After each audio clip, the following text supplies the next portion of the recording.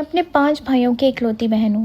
मैंने बचपन से अपने माँ बाप को लड़ते ही देखा। उन्हें इस बात से कोई गर्ज नहीं था कि हमारे जहन पे क्या असर हो रहा है। ये सब देखते हुए हम बड़े हुए और हमारे अंदर अजीब किस्म की सख्ती और सोच पैदा हो गई।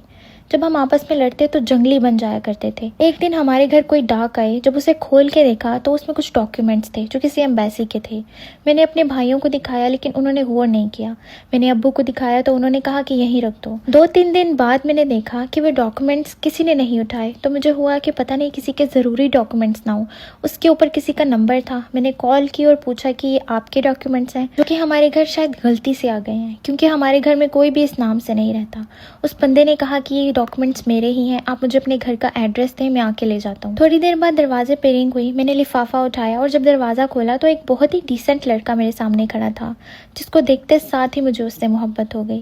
खैर, मैंने उस लड़की को वो डॉक्यूमेंट्स पकड़ाए और उसने कहा कि ये मेरे बहुत ज़रूरी डॉक्यूमेंट्स थे जो आपने मुझे दिए हैं। उसने जाते हुए मुझसे कहा कि अगर कभी लाइफ में मेरी ज़रूरत पड़े तो मैं आपका ये एहसान उतारना चाहूँगा। ये बात कह के वो चला गया। उसके जाने के बाद मैंने काफ़ी बार कोशिश की उस लड़के को मैसेज और कॉल करने की, लेकिन मैंने खुद को ओवरकम किया और समझाया कि ये गलत है। कुछ दिन बाद मेरे अब्बू मेरे पास आए और बताया कि मैंने तुम्हारी फूफो के बेटे से रिश्ता तय कर दिया है।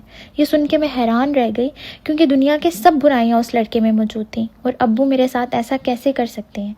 मैंने अपनी अम्मी से बात की लेकिन उन्होंने कहा कि मैं कुछ नहीं कर सकती।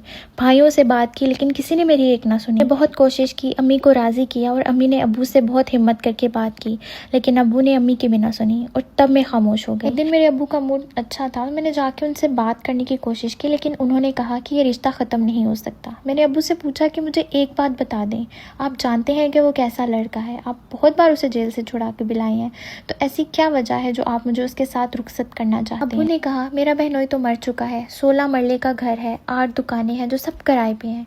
मेरी बहन कब तक जिंदा रहेगी? उसके बाद तू ही हर चीज़ की मालकन होगी।